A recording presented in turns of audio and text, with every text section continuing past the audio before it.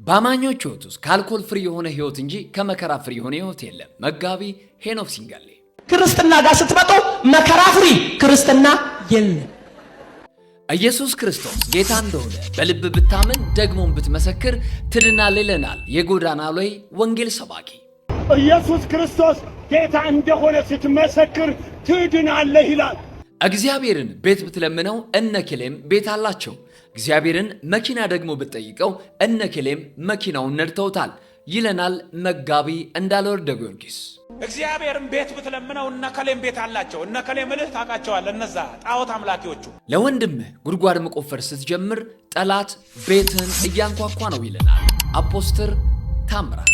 ለወንድምህ ጉድጓድ መቆፈር ስትጀምር ጥፋት በርህን እያንኳኳ። ወርቅና ዳይመንድ አዝናቢው ነቢይ የወርቁና የዳይመንዱ ዝናብ ሳያባራ ኑ ፍጠኑ እያለ እየተጣራ ይገኛል። እንሂድ ወይስ?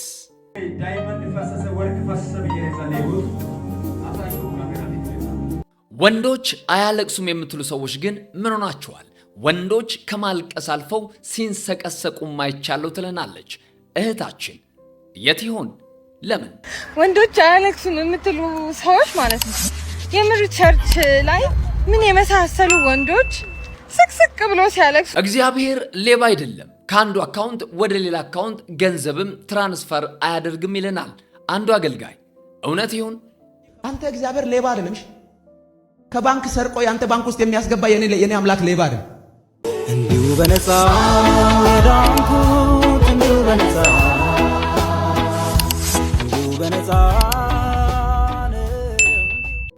ሰላም ጤና ይስጥልን። በያላችሁበት የጌታ ሰላምና ጸጋ ይብዛላችሁ። ይህ ግሬስ ቮይስ ዩቲዩብ ቻናላችን ነው። በቻናላችን የተለያዩ መንፈሳዊ ይዘት ያላቸው ቪዲዮዎችን እንለቃለን። ታዲያ ቪዲዮዎቹ ሲለቀቁ ወደ እናንተም እንዲደርሱ ቤቱን ሰብስክራይብ በማድረግ ቤተሰቡናችሁ እንድጠብቁ በጌታ ፍቅር እናሳስባለን። ለዛሬ የሚያስተምሩ እንዲሁም ደግሞ ማስተካከል የሚፈልጉ ቪዲዮዎችን ይዘንላችሁ መጥተናል። እናንተም ቪዲዮዎችን እየተመለከታችሁ ሀሳብ አስተያየታችሁን እየሰጣችሁ እስከ መጨረሻ ድረስ ከኛ ጋር አብራችሁ ቆይታ እንድታደርጉ ጥሪያችንን እናቀርባለን። ለዛሬ ወዳዘጋጀንላችሁ ቪዲዮዎች እንለፍ። ከኛ ጋር ቆዩ። አሁን ለምሳሌ ጴንጤ የሚጠጣው ቢራ አለ። ምን ይባላል? ሐረር ሶፊ። ሐረር ሶፊ ለምንድን ነው ጴንጤዎች የሚጠጡት? አልኮል ፍሪ ነው። ስትገቡ ሐረር ሶፊ አልኮል ፍሪ አይደለም እንዴ? ምንድን ነው? ወይ መልሱልኝ። ወይም ስኳር ያለበት ደግሞ የማይጠጣ ሰው አለ። ሹገር ፍሪ ይጠጣል። ልቀርለም እንዴ? አሁንም ስሙኝ። ደም ብዛት ያለበት ሰው ጨው ምናምን የማይወስዳለ ጨው ፍሪ። ልቀርለም ኮካ ላይት ምናምን ፍሪ፣ ሹገር ፍሪ፣ ስኳር ፍሪ፣ ምናምን ፍሪ፣ ጨው ፍሪ፣ ምን ፍሪ፣ ብዙ ነገር ፍሪ አለ። እዚህ ትክክል። ክርስትና ጋር ስትመጡ መከራ ፍሪ ክርስትና የለም። ዋው! በጣም የሚገርም መልእክት ነው። ሁላችንም በህይወታችን ማንጠቀማቸው ነገሮች አሉ፣ የምንጠቀማቸው ነገሮች አሉ። ፓስተር ሄኖክ ከዕለት ተዕለት የኑሮ እንቅስቃሴያችን ተነስቶ የነገረን መልእክት እጅግ በጣም የሚያስገርም ነው። በርካታ ሰዎች በሐኪም ትእዛዝ ወይ በሆነ ምክንያት ከጨው ነፃ የሆነ ምግብ፣ ከስኳር ነፃ የሆኑ ምግቦችን ይጠቀማሉ። እንዲሁም ደግሞ አንዳንድ ጊዜ ክርስቲያኖችም ከአልኮል ነፃ የሆኑ መጠጦችን እንደሚጠቀሙ ይታወቃል። ነገር ግን ከዚህ ጋር አያይዞ ያነሳው ሐሳብ ምን የሚል ነው? በክርስቲያን ህይወት ውስጥ በፍጹም መከራ ፍሪ ህይወት የለም፣ ከመከራ ውጪ የሆነ ህይወት የለም ይላል። እናንተ ምን ትላላችሁ? እንዲሁም ደግሞ የእግዚአብሔር ቃል በዚህ ጉዳይ ላይ ምን ይላል የሚለውን አጭር የእግዚአብሔር ቃል እንመልከት። በዮሐንስ ወንጌል ምዕራፍ 16 ላይ የእግዚአብሔር ቃል የሚነግረንን ሐሳብ አንስተን ከዛ ክፍል አንድ መልእክት ብንይዝ በጣም ደስ ይለኛል። ዮሐንስ ወንጌል ምዕራፍ 16 ቁጥር 33 ላይ የእግዚአብሔር ቃል እንደዚህ ይላል። በእኔ ሳላችሁ ሰላም እንዲሆንላችሁ ይህን ተናግሬያችኋለሁ። በዓለም ሳላችሁ መከራ አለባችሁ፣ ነገር ግን አይዟችሁ እኔ ዓለምን አሸንፌዋለሁ ይለናል ጌታ ኢየሱስ ክርስቶስ። አያችሁ፣ ክርስቲያን እዚህ ምድር ላይ ሲኖር ሁሉ ነገር አልጋ በአልጋ ነው ማለት አይቻልም። እንደውም አንድ የሰማሁት ነገር አለ። አልጋ ባልጋ ነው መንገዱ፣ አልጋ ባልጋ ነው መንገዱ ወደ ግሼን ማርያም ሲሄዱ። ምናልባት እዛ ሲሄድ በትራንስፖርት ሽው ብለህ ልደርስ ትችላለህ። ነገር ግን የክርስትና ህይወት እንደዚህ አልጋ ባልጋ የሆነ ህይወት አይደለም። ጌታ ነው የነገረን፣ በዓለም ሳላችሁ መከራ አለባችሁ ብሎናል። ስለዚህ በዓለም እያለን በዚህ ምድር ላይ በተለያየ በግልም በቤተሰብም እንዲሁም በቤተ ክርስቲያን እንደ ሀገር የተለያዩ መከራዎች ወደ ህይወታችን ሲመጡ ባንወድም ግን መከራዎች ይመጣሉ። ስለዚህ እነዛን መከራዎች በጌታ እየጸናን ታግሰን እስከ መጨረሻው ድረስ መሄድ አለብን ብዬ አስባለሁ። እናንተስ በክርስትና ህይወት ውስጥ ከመከራ ፍሪ የሆነ ህይወት አለ ወይ የሚለውን ኮሜንት ላይ አስቀምጡልኝ። ወደ ቀጣዩ ቪዲዮ እናምራ። ሮሜ 10 ቁጥር 9 መድኃኔዓለም ክርስቶስ እንደሞተ ከሞት እንደተነሳ በልብ ስታምን ትጸድቃለህ ይላል። ሌላ የለው። ኢየሱስ ክርስቶስ ጌታ እንደሆነ ስትመሰክር ትድናለህ ይላል። አሜን። ዋው!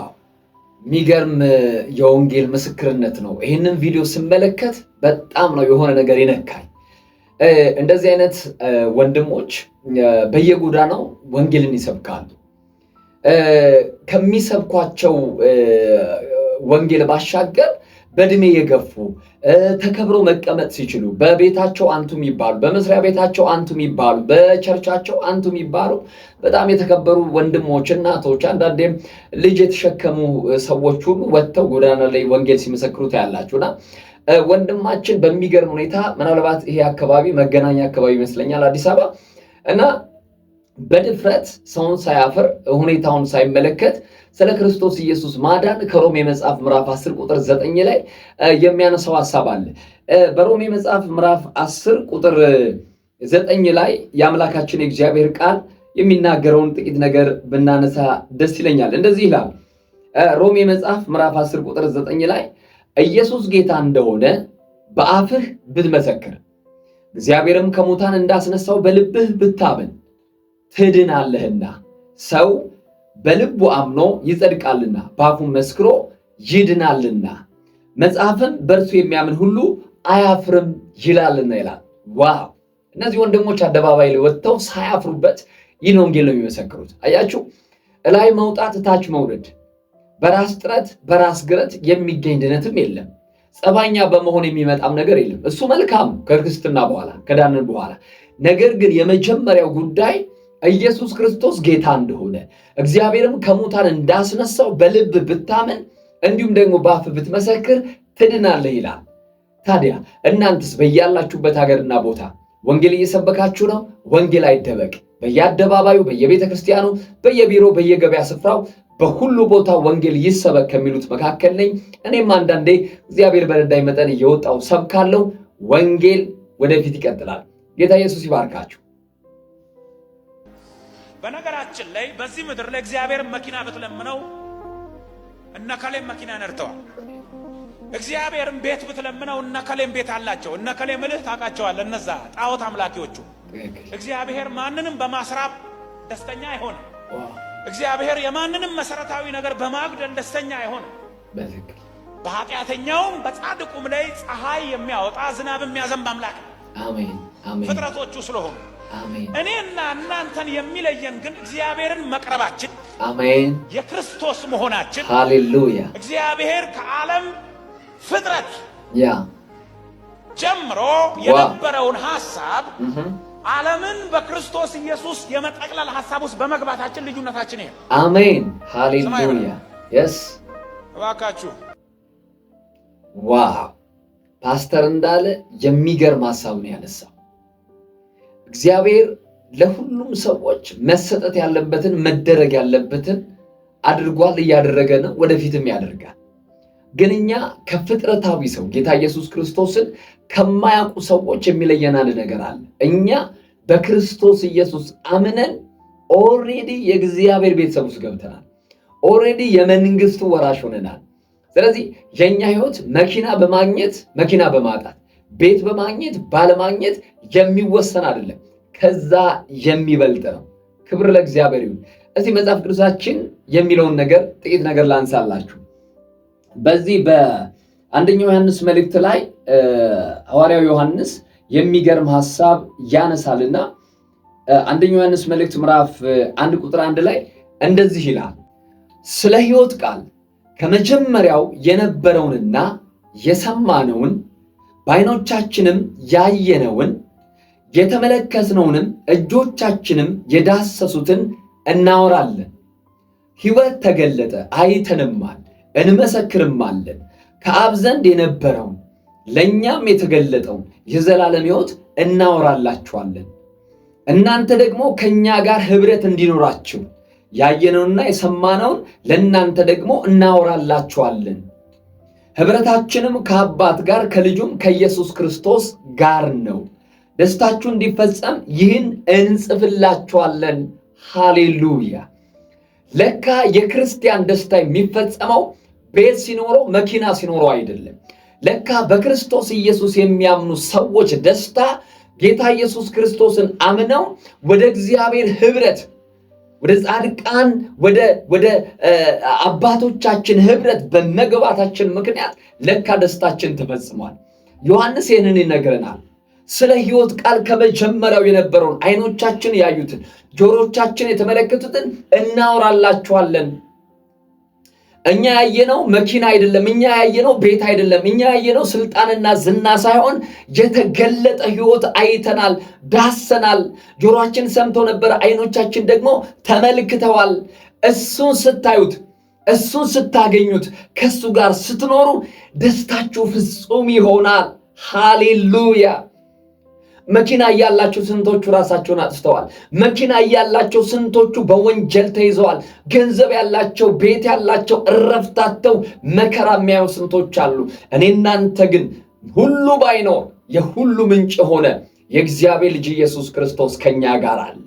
ኅብረታችን ከእርሱ ጋር ነው። ስለዚህ ቁጥር 4 ላይ ደስታችሁ እንዲፈጸም ይህን ጽፈንላችኋል። ምኑን? ኅብረታችን ከአባት ጋር ከልጁም ከኢየሱስ ክርስቶስ ጋር ነው አለ። ሃሌሉያ! አሜን።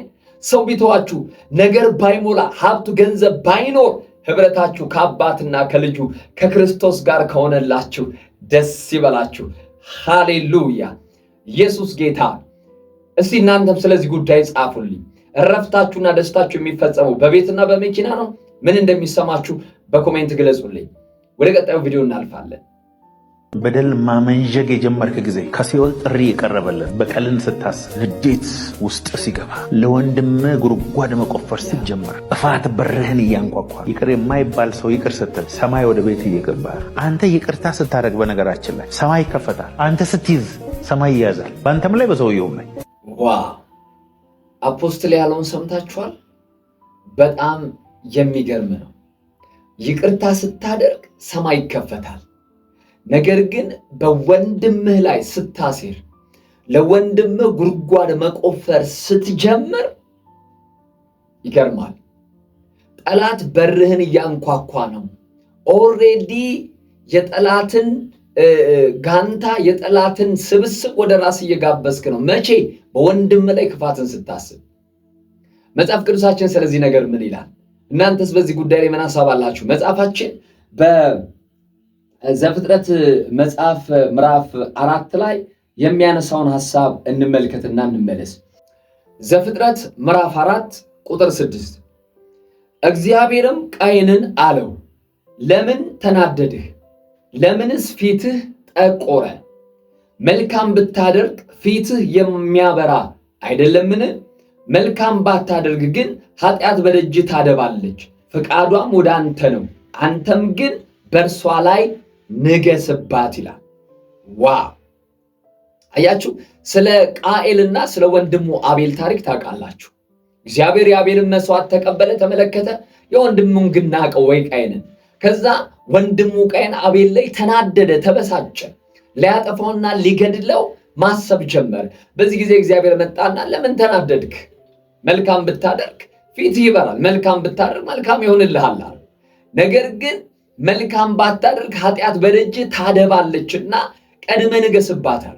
ወገኖች፣ በወንድሞቻችሁ ላይ በቸርች ውስጥ፣ ከቸርች ውጭ፣ በሕይወታችሁ፣ በስራ ቦታ፣ በወንድሞቻችሁ፣ በቤተሰባችሁ፣ በጓደኛችሁ ላይ፣ በባልንጀራችሁ ላይ ማሴር፣ ክፋትን ማድረግ ስትጀምሩ ጠላት በራችሁን እያንኳኳል።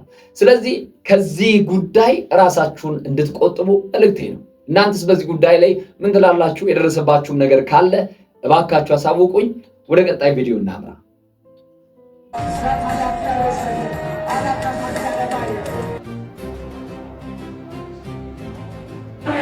አሁን የእግዚአብሔር መላእክቶች ይንቀሳቀሳሉ።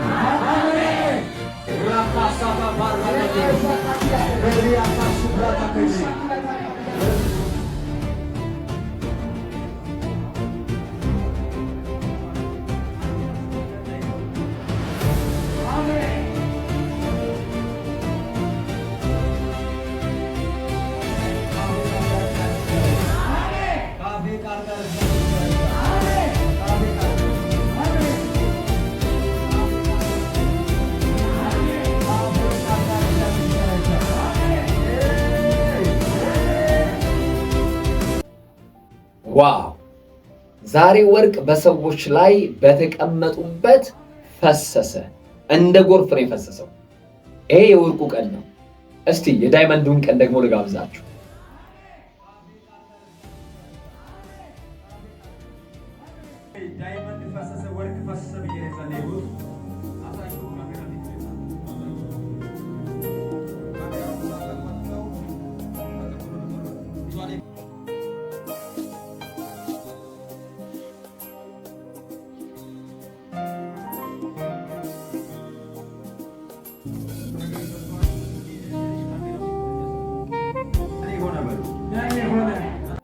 በጣም የሚገርም ነው። በመጀመሪያው ቪዲዮ ላይ ሰዎች በተቀመጡበት ነው ወርቅ በላያቸው ላይ የፈሰሰው። ጎርፍ በሉት። ይሄ ብቻ አይደለም። እንደገና ደግሞ በሌላ ፕሮግራም ላይ ዳይመንድ ከሰማይ ዘነበ። ስለዚህ የተለጠፈው ቪዲዮ ላይ ምን ይላል? ዳይመንድ ከሰማይ የሚያዘንበው ነቢይ። ፍጠኑ ይላችኋል። በነገራችን ላይ ዳይመንድ እየዘነበ ነው።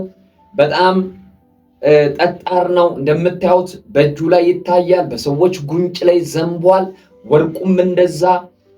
ባይዞ ዳይመንድና ወርቅ በጣም ውድ ነው አይደል? በተለይ አሁን በዚህ ባለው የገበያ ሁኔታ በጣም ውድ ነው።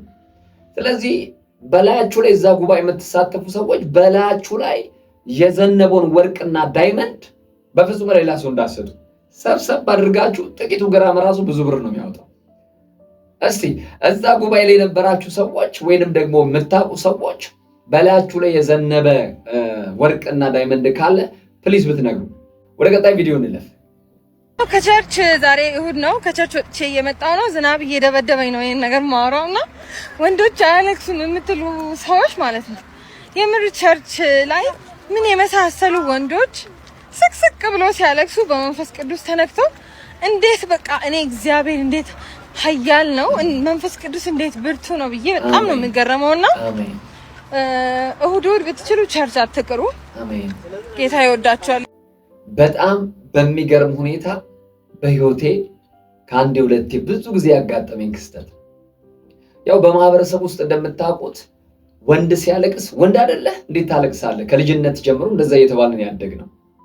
በትዳር ውስጥ፣ በስራ ቦታ፣ በአገልግሎት፣ በየትኛውም ስፍራ ወንዶች ስሜታቸውን ወደ ውስጣቸው ዋጥ ያደርጋሉ። ብዙ የሚያስለቅስ የሚያስጮህ ነገር እያለ ዋጥ አድርገው አይደና ነኝ ይላሉ። ደህና ነኝ ምንም ማለት አይደለም ይላሉና ቸርች ላይ ግን አምልኮ ላይ ግን በቅዱሳን ህብረት ላይ ግን የማጠብቋቸው ዶክተር ሆነ ፕሮፌሰር ሆነ ዳኛ ሆነ ሀብታም ሆነ ትልቅ ሆነ ትንሽ ሆነ የኬሌዘር ሆነ አልሆነ መንፈስ ቅዱስ ሲያገኘው ወንድ ልጅ እየየየየ ብሎ ነው የሚያረክሰው ማለት ነው። ዋ የቱ ጀግና ነው ያልተንበረከከ ለኢየሱስ ለእግዚአብሔር መንፈስ ድኖ ያልተነካ ስቅስቅ ብሎ ያላለቀሰ እኔን እናንተን ጨምሮ ማን አለ? ይሄ ሲባል ሴቶች እንዲህ አይሆንም ማለታችን አይደለም። እህታችን እንዳለችው ወንዶች የትም ቦታ ላይ ምናልባት ጥቂት ነገር ልታዩ ትችላላችሁ፣ በቀላል አያለቅሱ። ክብር ለኢየሱስ ይሁን። አንድ መዝሙር አለ አይደለ? እንደ ዋላዋ ውሃ እንዳማረው የሚል መዝሙር ላይ ብዙም አይደለም እና ነፍሳችን ስትራብ ነፍሳችን ስትጠማ ልናደርግ የምንችለው የመጨረሻው ድርጊታችን ወይ ዝም ነው፣ ወይ መጮህ ነው፣ ወይ መውደቅ ነው። አንዳንድ ወንዶች ደግሞ እህታችን እንዳለችው ማልቀስ ነው። እህታችን በቪዲዮ መልእክቷን ሲጨርስ ወደ ቸርች ወደ ቤተ ክርስቲያን መምጣትን አታቁሙ ብላለች እና ስለዚህ ቅዱሳን በያላችሁበት የጌታ ጸጋና ሰላም ይብዛላችሁ። ወደ ቸርች፣ ወደ ቅዱሳን ህብረትና ጉባኤ፣ ወደ አገልግሎት ከመሄድ አትታክቱ፣ አትድከሙ። ጌታ ኢየሱስ በቅርብ ይመጣል። እኛም ደግሞ ወደሱ እንሄዳለን። ስለዚህ ደስ ይበላችሁ። በቅዱሳን ህብረት ውስጥ ሁሌ ተገኙ። አንተ እግዚአብሔር ሌባ አይደለም። ከባንክ ሰርቆ ያንተ ባንክ ውስጥ የሚያስገባ የኔ አምላክ ሌባ አይደለም። ወጋውልህ። ሰማኝ፣ እግዚአብሔር አንተን ለመባረክ ከፈለገ ሰው ይሰጣል እንጂ ከባንክ ሰርቆ ባንክ ውስጥ አስገባ። በደንብ ስማኝ። ይሄ ሰይጣናዊ ልምምድ ታውቃላችሁ፣ በቅርብ ጊዜ የሚገለጥ ምስጢር ነው። ይሄ ነብይ ነኝ እኔ፣ እግዚአብሔር ሳልገልጥ አውርቼ አላውቅም። እኔ ነብይ ነኝ።